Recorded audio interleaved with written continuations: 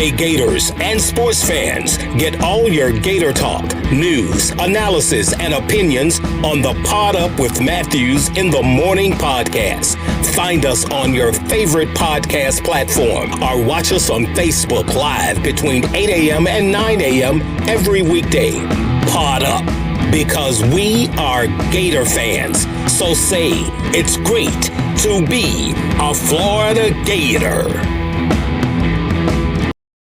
Good morning and welcome to a Wednesday edition of Pod Up with Matthews in the Morning from the Crime Prevention Security System Studios, large enough to serve you, small enough to carry. It's National Signing Day. Congratulations to all the young men around the country signing today to go play college ball somewhere. Got a lot to talk about today. We were supposed to have Vernon Maxwell, but Vernon called me last night. Something came up, so I called in a backup who was supposed to come on tomorrow. We're going to talk a little Gator softball with Tim Walton today, after we pick JC's brain on a bunch of nuggets that he has out there.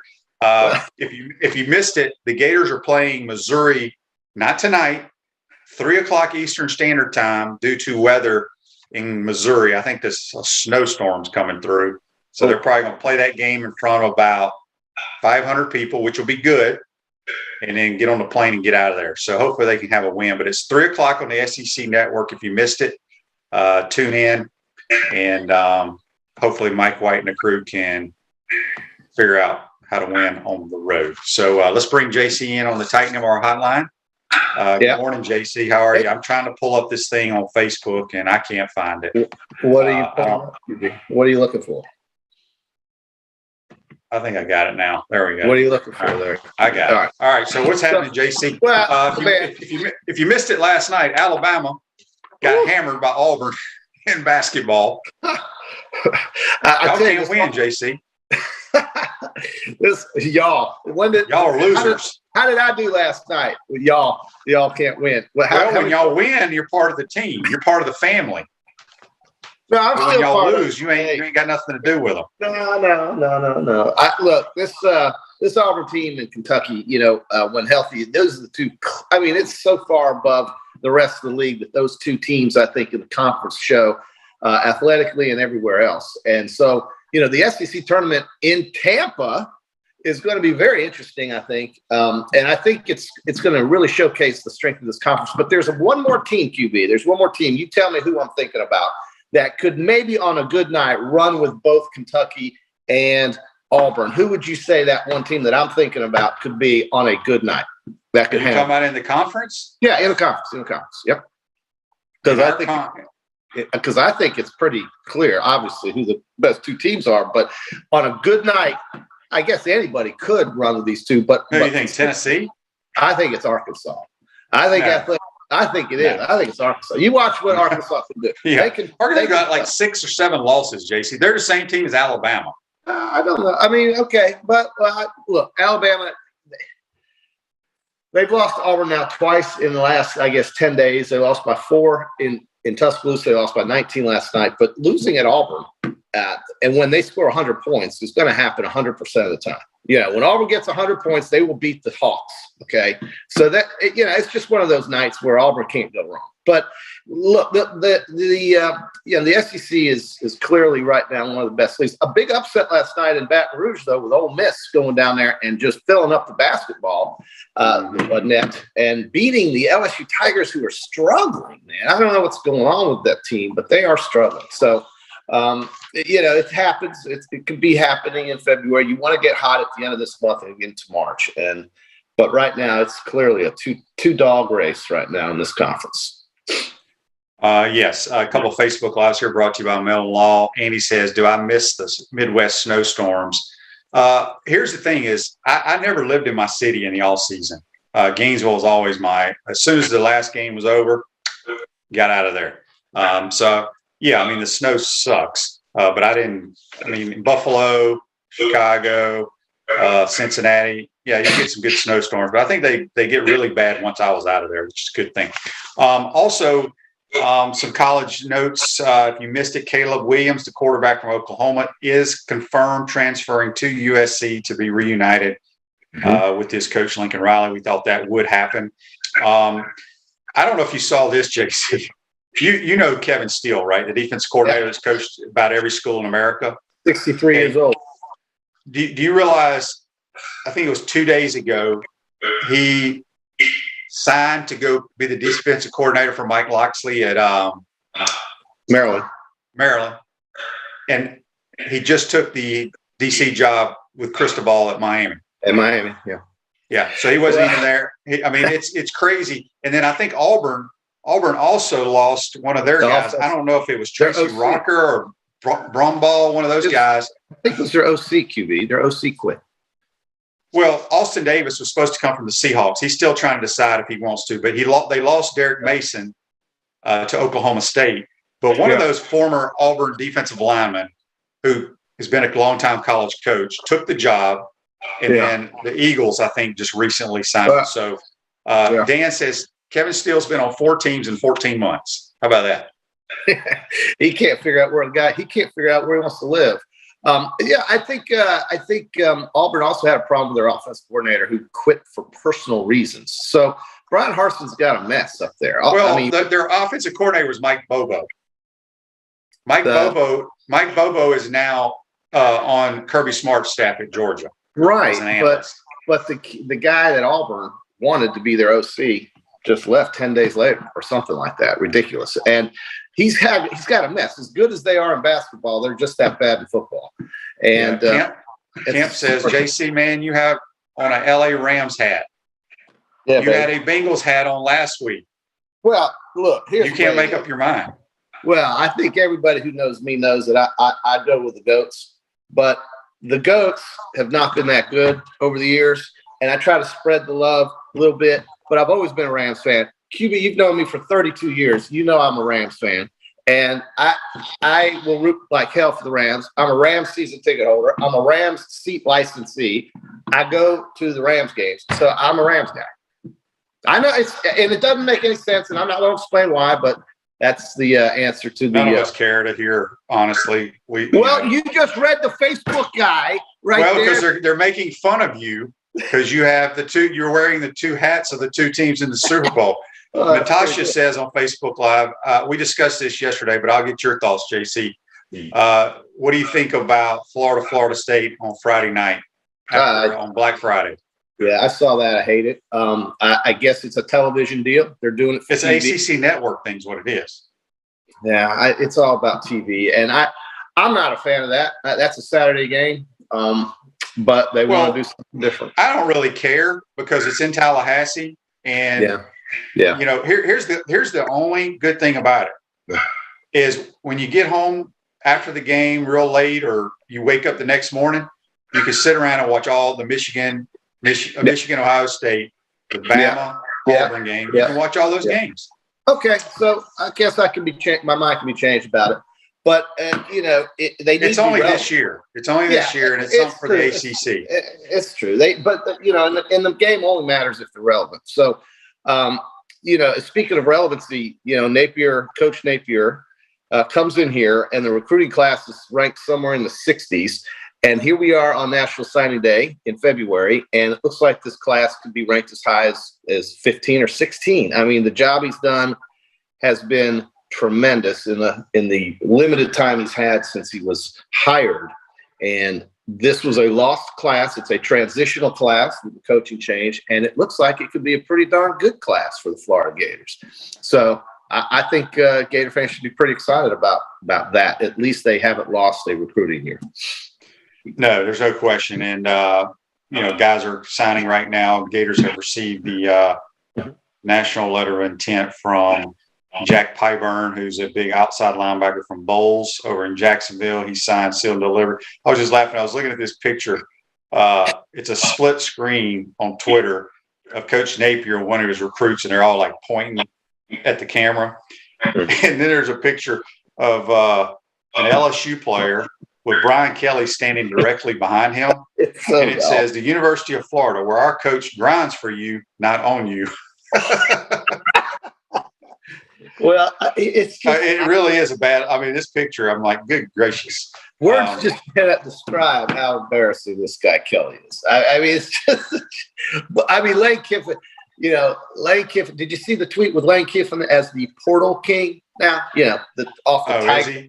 He's the portal king. Yeah, Lane Kiffin took a picture of his face with the funny guy that did the Tiger King movie with a tiger and portal in front of the tiger's face. He is the portal king. So But he's lost a lot of guys in the portal too, though. Yeah, well, I talked to Brent Beard last week. Ole Miss had the most guys go into the portal. So we'll see. We got a text on the Titan Mar text line. It's not related to college football, but it's about sports. It comes from Jimmy. Jimmy wants to know, hey guys, love the show. Can y'all give me your thoughts on this Brian Flores lawsuit against the National Football League? Yeah, have you followed that, JC? Well, I learned a little bit about it yesterday, and what Brian Flores has is some active text messages that he feels is discriminatory towards his hiring at the New York Giants in favor of Brian Dable. And Bill Belichick congratulating him with a text on getting the Giants job, when in reality it was not Brian Flores, it was Brian Dable. And so his feelings got hurt there when he got a text from Bill Belichick that said, hey, congratulations on the gig, Brian, at New York. It meant to be Brian Dable. Flores was interviewed by the Giants. It was just a big mix-up, and he's upset. He's upset, and he's gonna also sue Stephen Ross because Stephen Ross told him to tank football games so they could get draft picks. I don't know about any of all this. It's just that's what was reported. I think he is basically risking ever coaching in the NFL again. That's what I do think. Whether he wins or loses this lawsuit, he may never coach again in the NFL. Those owners are not going to hire a guy that's suing him. So it's a risk. Yeah, I mean, I guess he decided to take it. It was interesting. I haven't really followed it. I just saw bits and pieces of it last night. It just happened yesterday. Look, this league has a lot of issues, and it's too broad to go into on this podcast. But one thing is certain, more people are watching, more money is being made. The Denver Broncos, Pat Bowlen's trust is going to sell that football team at a record valuation. And we're talking about the Denver Broncos, not the Dallas Cowboys, not the 49ers, not the New York Giants, but the Denver Broncos. And they're going to sell for more, especially for the championship Sunday that we just had and the weekend before was off the charts good. It's never been this high. The money's never been this good. And for all the little social issues we have out there and so forth, I think the NFL is on cruise control. When the commissioner makes upwards of $60 million as the spokesman for the owners, I think everybody's just fine in the NFL. I mean, that's what Roger Goodell makes, QB. I know he does. It's crazy. It's absolutely insane. But the NFL is clearly the best professional league there is out there. It's not even close. It's not even close. The valuations for the NBA teams, I think, are higher because there's fewer of them, I think. But the NFL teams, the valuations for those franchises have never been this high, ever. So Jerry's got the most valuable team, the Dallas Cowboys. And that team will never leave that family, I would guess. Camp says on Facebook Live, brought to you by Meldon Law. Man, I was Mullen's biggest fan. I wasn't happy when he was let go initially, but clearly Mullen was slacking on the recruiting trail. I'm sold and happy Nape is our head coach. I hope he's successful in Florida for a long time. He's done wonderful things. He's done good things already. Mullen would still be at Mississippi State if he didn't leave. And in this case, I guess he's going to have to wait a while. I don't know who's going to hire him. Probably a good year or so before he gets back into it. He may do TV. You never know. Yeah, I mean, he did a lot of stuff for the SEC network there during the playoffs. He could replace Gene Chizik. He could replace Gene Chizik on the SEC network. That could be a possibility. There's no question about it. It's not a bad gig. Joseph said, what about the part where Brian Flores said John Elway showed up an hour late and hung over to his interview? Well, I mean, look, John Elway's the boss. He's the one doing the interview, and it's probably not very professional. I don't think John Elway cares. John Elway already knew who he was going to hire. I mean, a lot of these interviews are just for the reasons that the Rooney Rule requires, and that's really all those interviews are for, to try to comply with the Rooney Rule.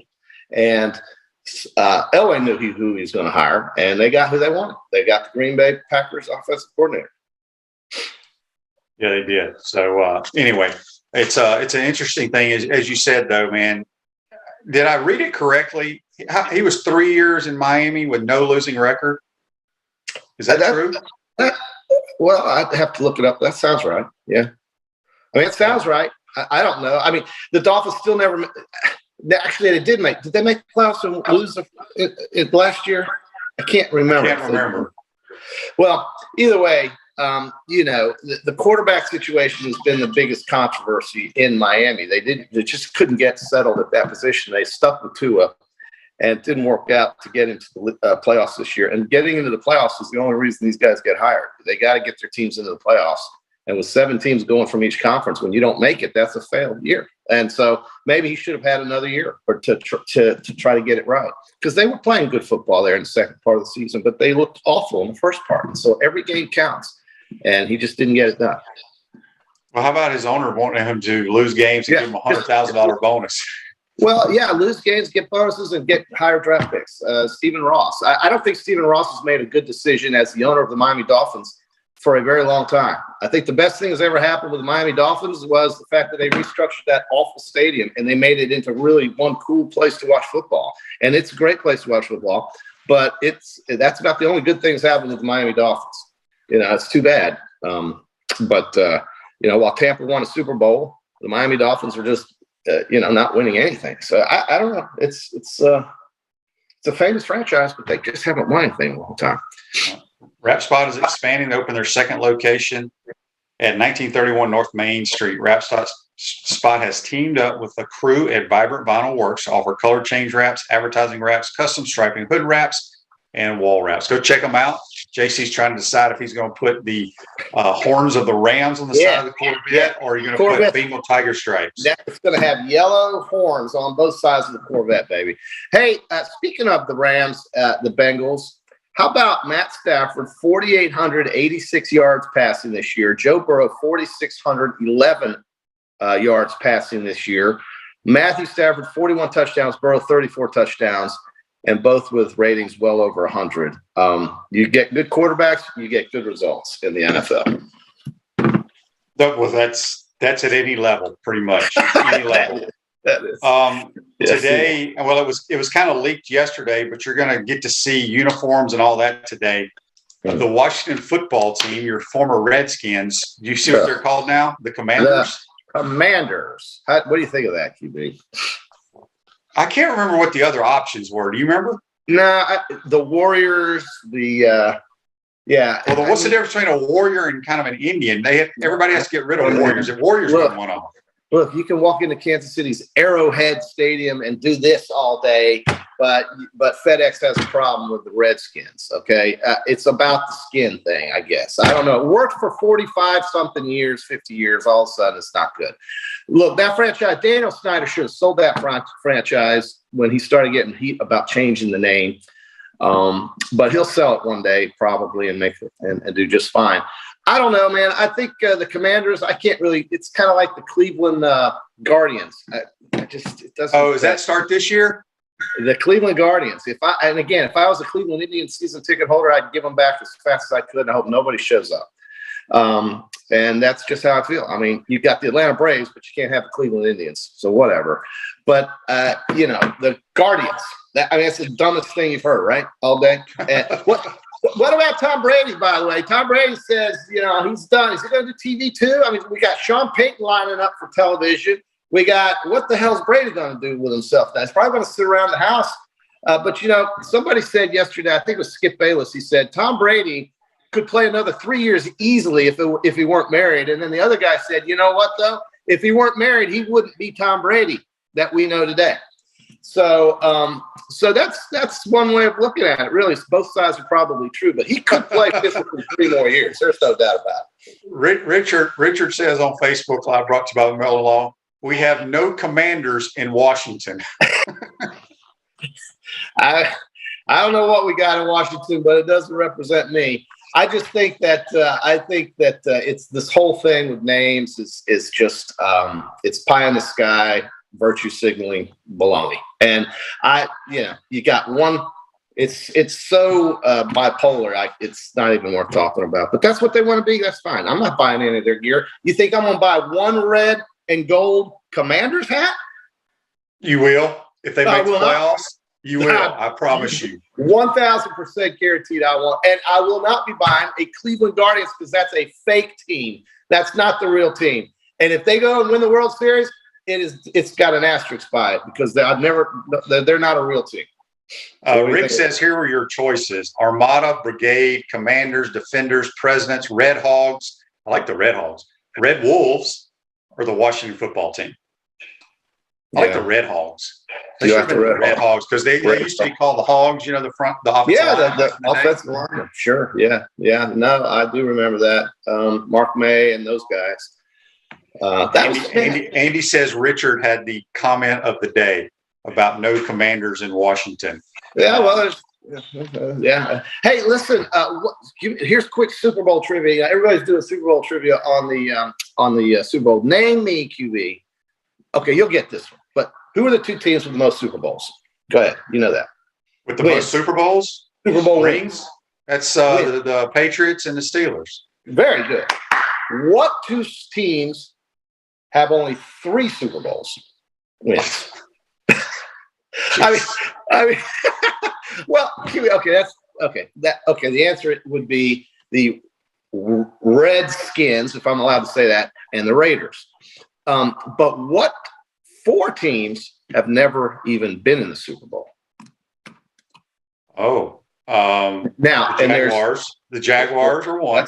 That's one. Detroit Lions. Yep. I don't want to waste a lot of time trying to think about this, but well, when you think of the Jaguars, you think of a new team. Kind of think of a new team, like one of the newer teams. Well, the Texans haven't. Yeah, that's correct. Right. And so there's one more left. No, Arizona's been. Arizona has been correct. Shoot. Damn it! I just had it in front of me. You don't even know. The fourth one's escaping my limited. Everybody else has been to the Super Bowl. Nah, there's one more team we're forgetting. But the funny thing is that one of the teams. The Browns ever been in the Super Bowl? That is the answer. The Cleveland Browns. Now, here's the thing: the Cleveland Browns are really the Baltimore Ravens of today. That team moved from Cleveland to Baltimore. Correct. The Houston Oilers are really the Tennessee Titans from today. That team did go to a Super Bowl and lost to the Rams. So, but you are right, though. The Cleveland Browns, as they are today, and then the other 3 you mentioned. But the Browns did turn into the Ravens. And so you could say that the Browns really did go to the Super Bowl and won. But they didn't. They lived in Baltimore. So there you have it. All right. That's pretty good stuff, JC. Very good stuff. I just had something I wanted to bring up, and you had me started thinking about these damn teams, and I forgot now. So it's the Washington Commanders. But again, if you missed it, Gator basketball time change for today at Missouri, 3:00. Game should still be on SEC Network, I would assume. Over under 500 fans? You think it's? I believe the weather is. I mean, I don't think it's bad right now. Maybe it's going to get really bad, or maybe it's already bad. Yeah. So, I mean, I don't think a whole lot of people are going to be able to make a 3:00 tip. No. In the middle of the day in Columbia? Probably not. When they had no idea, but, we'll see. So, a few more minutes with JC, then we'll be joined by Tim Walton talking Gator softball. Okay. Got a couple other interesting little tidbits for you, QB. Jalen Ramsey tweets yesterday on Tom Brady's retirement, the best QB of all time retired. Dadgummit, he threw his last TD on me, which is true. The Buccaneers, folks, by the way, all our Buccaneer fans, next year, check out this home schedule. You got potentially Aaron Rodgers and the Green Bay Packers. You got the Chiefs. You got the Bengals. You got the Rams. You got the Ravens, Seahawks, Saints, Panthers, and Falcons. But out of division, that is Rams, Chiefs, Bengals, Packers. Does it get any better than that? That's your the Bucs. That's who the Bucs have. Home schedule next year. Yeah, home schedule. I heard somebody yesterday, I don't know where it was on TV or what, talking about them trying to trade for, was it Kirk Cousins or somebody, the Bucks? Where are they? Well, I don't know. Because the word out of Tampa is they're going to try to trade for a veteran starter. Yeah. Veteran starter for sure. QB, while I got you, since you can't remember what you were going to say, can you name one of the 8 teams that have been to the Super Bowl and never won? Actually, give me 3. Give me 3. I didn't know we were going to have Super Bowl trivia today. Well, I mean, come on, it's the week before, but we'll get more into it next week too. But I mean, what else you got for me? Give me 3 teams that have been fans love this kind of stuff. Buffalo. Buffalo is one of them. I mean, it's pretty easy. Real easy. Arizona. Yeah. They went once and lost. Yeah. Very good. And then playing these guys, the Bengals. And that's right. The Bengals have been. You've also got the Minnesota Vikings. You've got the Falcons, the Chargers, the Oilers/Titans, and then Carolina. Those are all teams that have gone and not won. Can you name the 2 teams that have won 5 Super Bowls, QB? 5. Cowboys and the 49ers. You're so good at this. We got a text on the Titan MR text line. Eric says, I hope they give Trask a chance. I hope so too. I don't know if that will happen. The NFL is a strange business, people. I thought it was strange that he never dressed all year. Yeah, I did too. Because usually when you draft a guy in the second round, and you want him to learn the game and all that, have him on the sidelines. And that was quite interesting to me. So I don't know what's going to happen. So we'll see. Danny says National Signing Date, very little info. Most of the kids are already signed, Danny. There'll be a few scatter in here and there, maybe later this afternoon, but pretty much our class is full. I think yesterday Blake Alderman said there was only, I think he said out of the 300 top 100, maybe it wasn't Blake, it was another show I was on. Out of ESPN's top 300 high school kids, I think every one of them had already signed except like 4 of them. Yeah. That's crazy. I mean, one of the biggest news on the day before signing day is the guy who left one school to go to another as a quarterback. Then I think you can say that this signing day has a lot less attention than the one in December, which I think is bad. I think you have to change this December. You got to get rid of the early signing period. They'll adjust it. Dan asked here on Facebook Live, the Bucks drafted Trask to trade him. What's the deal? I don't know. The only thing I can think of, and I have no information, I'm just trying to figure. All my years in NFL, you can kind of see the writing on the wall in certain situations, and I could be wrong here. They drafted him because technically the Buccaneers didn't need anything else. If you think about the roster they had last year, they didn't need anything, so they take a chance on a young guy who had a good college career. And then they see him play, see him practice every day. Could he be a diamond in the rough like he was in college? They may say yes. They may give him an opportunity, but then they may say, you know what? We may go in a different direction. We may draft another guy this year or next year. And I do know that, I mean, I've heard it from multiple people. They're trying to trade for a veteran. I think it was Kirk Cousins, maybe Russell Wilson. There was one other one too. So I don't know what's going to happen. I just thought it was strange that they never dressed the kid out. Yeah, I did too. And, we did hear from Kyle Pitts who said,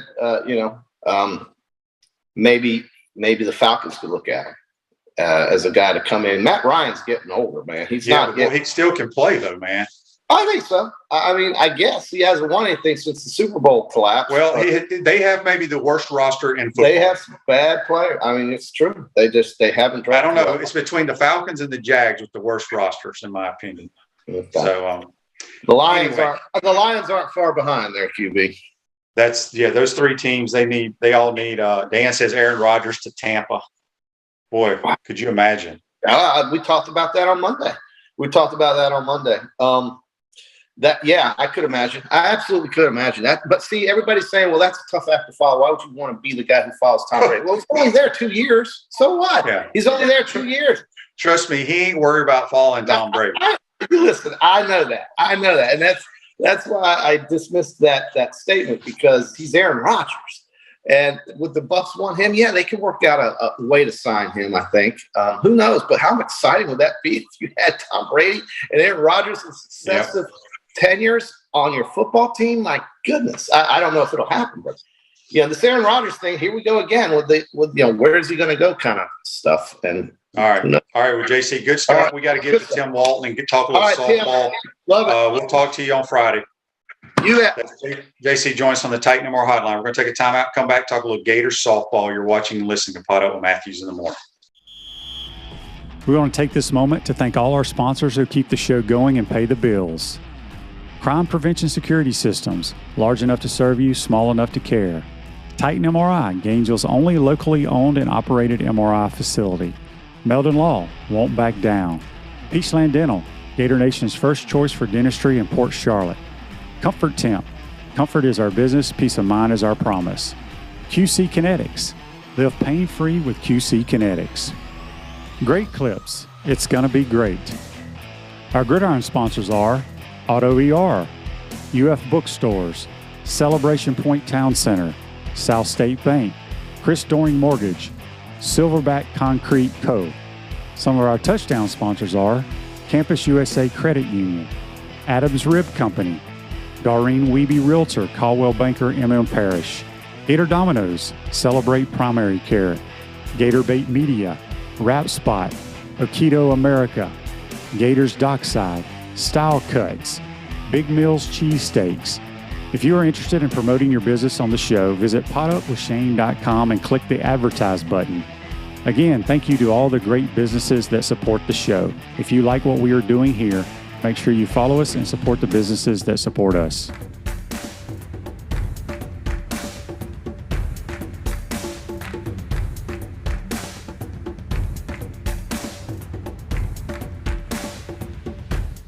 Are you tired of being sidelined by nagging pain? Hi, I'm Emmett Smith, Hall of Famer and Dance with the Stars champion. Happy to tell you about QC Kinetics and their biologic therapies for treating pain without drugs or surgery. Are you suffering from chronic pain in your hips, knees, shoulder, or lower back? Are you tired of living with arthritis pain? QC Kinetics offers natural pain treatment that can repair and restore damaged tissue in your joints. Listen, I know pain, and I've seen firsthand how powerful biologic therapies can be. Patients at QC Kinetics rave about their result because they're getting their lives back. They're getting moving again.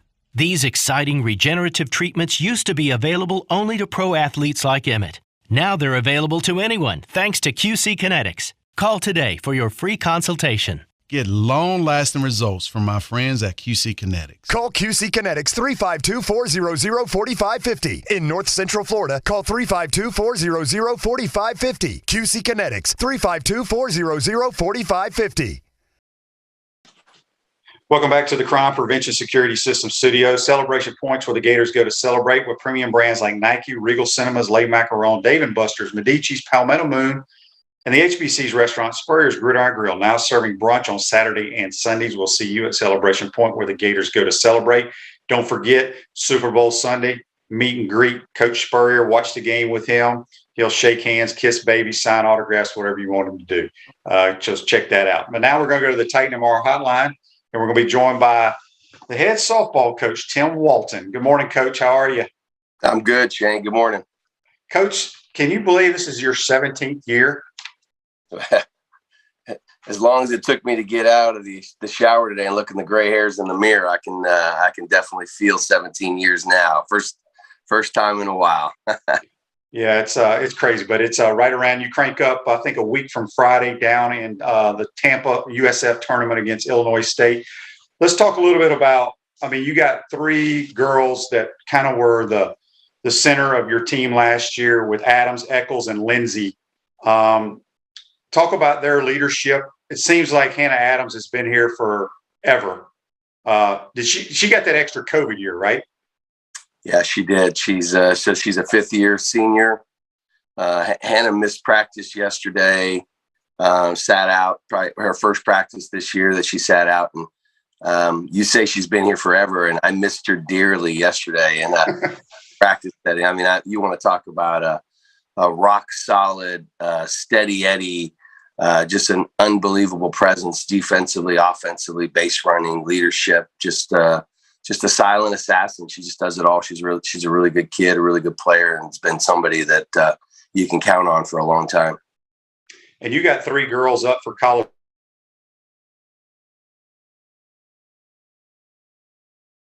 It was a transfer from Alabama a couple of years ago.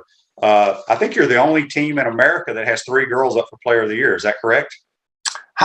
I don't know how many. I know there's a couple programs, Alabama, UCLA, Oklahoma, that have some pretty talented, players all from top to bottom. But yeah, 3 players, Skylar and, Hannah and Charlotte, Elizabeth Hightower could easily fall into that category as well as coming back as an All-American. So definitely, when you start talking about what are some keys to success for our season this year, our preseason College of the Year players have to be Players of the Year for us to have a good year. They're really talented and very, very good players.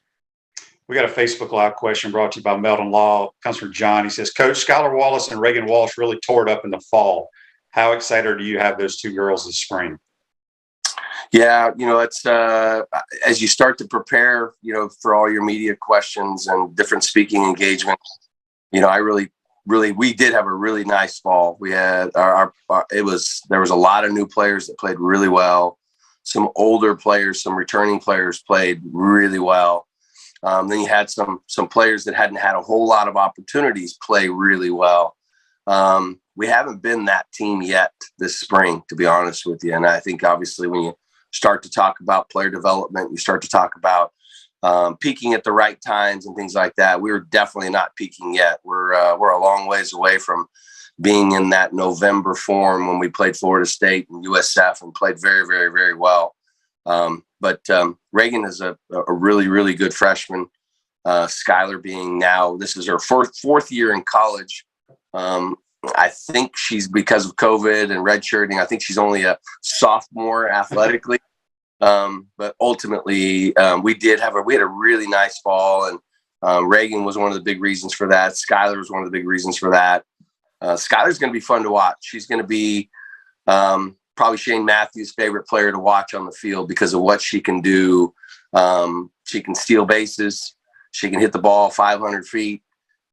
She can make some unbelievable plays athletically on defense. She can run the bases. She's aggressive. She's a combination of like Kelsey Stewart, Michelle Moultrie, and Nicole DeWitt. Just got a lot of edge to her. She's a very, very, very, very talented kid for sure. That's awesome. Andy has a question here. I was going to bring this up. Brought to you by Meldon Law. He says, Tim, how has COVID impacted your recruiting? Seems like fewer recruits from California these days. And I looked at the roster. You only got 2 girls from California now. Yeah, it's funny. I didn't even. I mean, you think about it. With Reagan and Natalie, I guess are my only 2. You look at our players. Charlotte Eccles, obviously, and I said this probably, I don't know, 8 years ago. Maybe it was a little longer. Georgia was probably per capita one of the strongest athletic, states, and they have been that. You look at the rosters of teams in the SEC. They've got a lot of California kids. They've got a lot of Georgia kids. But a lot of those players you just mentioned, Adams, Eccles, Wallace, they're all 3 from the Atlanta, Georgia area. And, so we have a lot more Georgia kids than California. We have 2 California kids signed to come in this upcoming fall next year. So it's certainly not something we're not recruiting. We are. Just the handful of good ones have either gone to a couple of the normal schools that they normally go to, and or we've spent a lot of our time, not necessarily more of our time, but a lot of our time recruiting the kids up north. Speaking of Coach Tim Walton here on the Titan MR hotline, if you got a question or a comment, shoot them to us. I saw, and I don't know if I've ever have seen this. I know it happened in baseball with the Fabian kid, but you had Sam Rowe, who early enrollee, graduated high school, in December out of Niceville. Have you ever had a girl do that before? Yeah, on our roster, we have Bren Thomas from Trenton. Bren did that as well. Okay. Her senior year. Probably not as talked about because, Bren's redshirted that year pretty much and, all that kind of stuff. So, yeah, Sam, we had an opportunity. We had a need. We had quite a few injuries at the catcher position. Sam's a mature kid, academically and athletically. It's funny, Shane. I've done this quiz 100 times. You get our kids running bases and you say, all right, I always pick on somebody. Tell me what an infield fly rule is. Give me the definition. And I picked on Sam Rowe, probably practice number 6. And she said, runners on first and second, bases loaded, less than 2 outs. First kid in 10 years to give me the answer. And not only did she give me the answer, she didn't miss a beat. She didn't think about it. She knew what the answer was. That's all you need to know about Sam Rowe. She's a good softball player. She understands the game. She's a freshman, but she's going to start, Shane, a lot. So that tells you just what kind of an athlete she is. Yeah, that's awesome. Let's talk about in the circle. I would say your ace would be Elizabeth Hightower. You also got a transfer from Florida Gulf Coast, right? Yes. Yeah, she's a pretty good pitcher. Obviously, if she's coming to play at Florida, she's a pretty good pitcher. But yeah. So perfect dynamic. Again, COVID impact. She graduated from Florida Gulf Coast with her degree.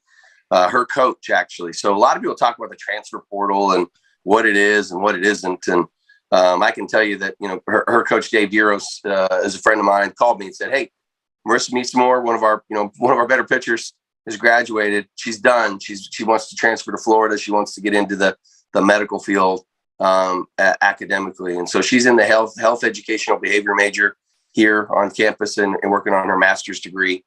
She's pitching and hitting. So she's doing a little bit of both. You could see her DH, pinch hit. Kind of the same thing. Had a good fall. Started against Florida State for us in our last fall game. Pitched really well there.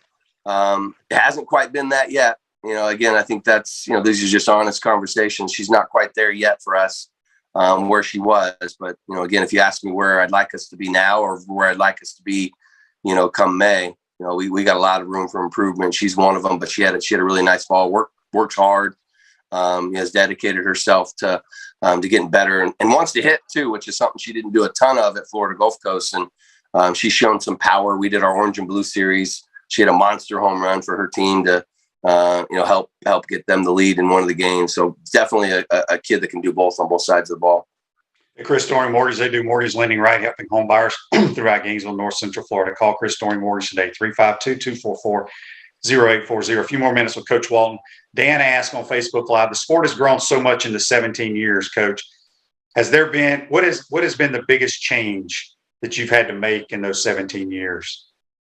Well, I think the managing of the pitching staff is probably the biggest change that we've had to do. Is when I got here, we had quite a few pitchers, and then for 2 years it was the Stacy and Elson show, and then we had added Stephanie Braunbacher. It was a Stacy and Stephanie show, and then we win a national champion. Well, then you go through and you got the Hannah Rogers show, and then we add some pieces to that. It's Hannah Rogers, Lauren Hager. Delaney Gorley, Alicia Ocasio, Kelly Barnhill. So I think the offense has really changed the game, the improvement of players 1 through 9. And I think just managing the pitching staff and getting them all to buy into that you can't win a national championship with one pitcher. You're going to have a pitching staff. You're going to have people to complement each other because the hitters are just too good. The video is too good. The preparation is too good to get by with just one pitcher and her talent alone. Y'all come in and look, whatever poll you look at, either 5th or 6th in the preseason poll. And I think there's like 8 of the top 20 are once again in the SEC. Coach, in a couple years, Patty Gasso and the crew is going to roll into the league too. I mean, good gracious. It's already the most difficult league. And now you add OU and Texas, who are both ranked in the top 20. Just talk a little bit about how difficult it is to play in the SEC. Yeah, it really is. And, it's one of those things that, football's so different, because of what you know this better than I do, but there's just the level of dedication from week to week. Where you take the sport of softball and baseball, it's just different mentally, because you don't get a chance to enjoy a victory for a week. You don't get a chance to enjoy a victory for 2 weeks before you go and play in a Super Bowl or things like that. So I think when you look at it, we're going to have World Series games every weekend, and you're going to have to do a really good job from Friday to turn the page to Saturday, from Saturday to turn the page to Sunday. I would imagine when we add Oklahoma and Texas, that ESPN is going to change some of their television formatting a little bit and put some of those Monday night games. Right now we have a series on Monday night. I would bet my life that we'll go from 1 series to 2 series on Monday night and just take over the television market because of what the game has grown to be and what the television market has grown to be. And the talent alone, just watching 2 teams on the SEC on Sunday night and Monday, we're going to grow. We're far greater than that now. And I think that the ratings will show that, but it's something you have to really embrace. Scott called me and asked me, "Hey, what do you think about adding Oklahoma and Texas?" All right, let's go. Bring them on. This sounds like fun. Now you've got the World Series in Oklahoma City, and then you're going to have the precursor to the World Series at somebody's campus for the SEC tournament. And so it's a lot of fun. And I think if you enjoy being a competitor, why not play the best? Why not have an opportunity to put your team on TV every single day? And it's going to be a grind mentally and physically. Yeah. Is it our turn for the SEC tournament? Yeah, we're hosting this year. Yes, we are. Finally. Yeah. Awesome. Yeah. All right. We got a text on the Titan Mark text line. Comes from Fred. Fred wants to know, do you see Amanda Lorenz being a college head coach in the next few years? No, not because not good enough, but Amanda's still focusing on her playing career right now. So she's playing professionally, had a good summer last summer with Athletes Unlimited and with her team, the USSSA Pride. She's just earned the right to play for the women's national team. So she's playing with Team USA this summer as well. So she's now, this is the second time she's been on. This time she's on the women's national team. Last time she was on the kind of the prep team, the younger team. So I don't see her being a head coach. She could be a quote unquote Division I assistant coach at a lot of places. She's turned down a lot of opportunities to be here, still train, still get herself prepared, to play and do all the things that she wants. So I don't think in the near future. I definitely think if she wants to be a head coach down the road, that's something that she could be. If she wants to be, her knowledge of softball and the way she handles her people skills and her work ethic is tremendous. But I think more than anything, she'd want to be an assistant coach here for a long time if she could. And, I want her to be an assistant coach here a long time too. A couple more questions here on the Titan Mark text line from Lauren. She wants to know, Coach, has the NIL impacted softball any yet for your girls? Yeah, I think NIL has impacted, the thing that you start to, you throw COVID in, you throw the NIL in, you throw I've had to really almost go back to college to learn a lot of new things, to be a head coach, to be educated, not only on the, my own players, but the recruiting process. So some of the things that I've researched and learned about the NIL is that every state has a different state law. And so if you're under 18 and you're NIL-ing or your name, image, and likeness on things, there's some states that don't allow that until you get to college. And it's a major process. And so we have had quite a few players impacted by NIL, whether it be product, whether it be money, whether it be money and services, whether it be, using their name for certain things, whether it be camps and clinics. If you just exclude, and I saw the article the other day that, that male sports are dominating the female sport dollar amount for advertisement and the use of the name, image, and likeness. But the one thing that most people don't recognize is that the name, image, and likeness allows athletes to do camps and clinics, athletes to do lessons, and use their name, image, and likeness as advertisement. And so that to me is already a win for college athletes to be able to take your game-winning home run and take all those things and be able to put that into a basket of things that's going to help you maybe advertise to get more business to work with young people. So I think that's a home run for the athletes, giving them that opportunity. The thing that you're reading about in college sports about, this is becoming a free agency. It's becoming going to become a market for who's got the highest bid. Yeah, that's true. And that's what every sane person would recognize, that we've basically just taken all of the backdoor deals and now we put them on Front Street. And so it's impacted us. But I think for our women, it's been a positive thing. They've been able to do things. And I love Florida getting ahead of things and being able to allow the athletes to take their name, image, and likeness in uniform and be able to collect it and with a Gator collective and be able to put things that they've earned, that they've earned that on the field, and they're allowing them to use that as part of their own advertisement deal. So that's the one thing I've learned a lot about this name, image, and likeness, and I've seen a lot of positives for my young women. Yeah, you explained that very well, Coach. Last thing for you. All right, none of your girls are watching the show, I'm sure. Next Friday, give me your lineup in the field. Hannah Adams batting 1, second base. Skylar Wallace batting 2 at first base. Charlotte Eccles third at third base. Reagan Walsh fourth. Probably a young version of a Megan Bush for you, Shane, just to get you back to your glory days. In the 5 hole right now is probably looking. We've probably looking like Bren Thomas, maybe Sam Rowe, maybe an Emily Wilkie. There's a little question mark there. Those are our 3 catchers. In the 6 hole will be Cheyenne Lindsay in center or right. 7 hole will probably be Sam Rowe, is what I was kind of mentioned earlier. Not sure about catching wise just because of the weekend series. And then in the 8 hole, Avery Gels in right field. And then 9th, Kendra Falby, as fast of an athlete as we've ever had in left field. Natalie Lugo, Elizabeth Hightower, Lexi Delbury, Marissa Meesemore will be one of our starting pitchers that day. Awesome. Good stuff, man. I appreciate you taking the time, and we wish y'all a lot of luck. There's nothing like watching Gator softball, and we look forward to it, Tim. Yeah, thanks for having me. And 17 years seems like a long time, but it's a lot more fun when I get to hang out with people like you and our old boy JC and Steve Russell and all the good guys in this game. So thank you guys for all you do for our sport. Anytime, Tim. Appreciate it, buddy. We'll talk to you soon. That's head softball coach Tim Walton. Join us on the Titan Memorial Hotline. We'll take our final time out, come back, and wrap up this Wednesday edition. We want to take this moment to thank all our sponsors who keep the show going and pay the bills.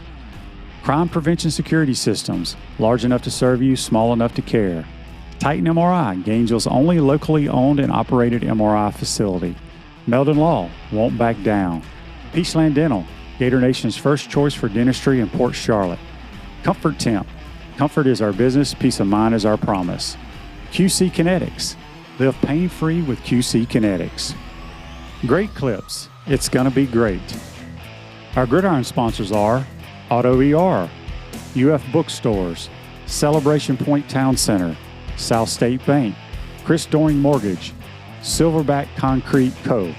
Some of our touchdown sponsors are MB Listing, McDonald's of Gainesville, My IT Masters, Gainesville Neon and Signs, 84 Lumber, Tropical Smoothie Cafe, Avera and Smith, Dowling Signs, Baker's Sporting Goods, Ruse Ogra Agent, State Farm Insurance, Silver Cube Billiards and Sports Bar. If you are interested in promoting your business on the show, visit potupwithshane.com and click the advertise button. Again, thank you to all the great businesses that support the show. If you like what we are doing here, make sure you follow us and support the businesses that support us.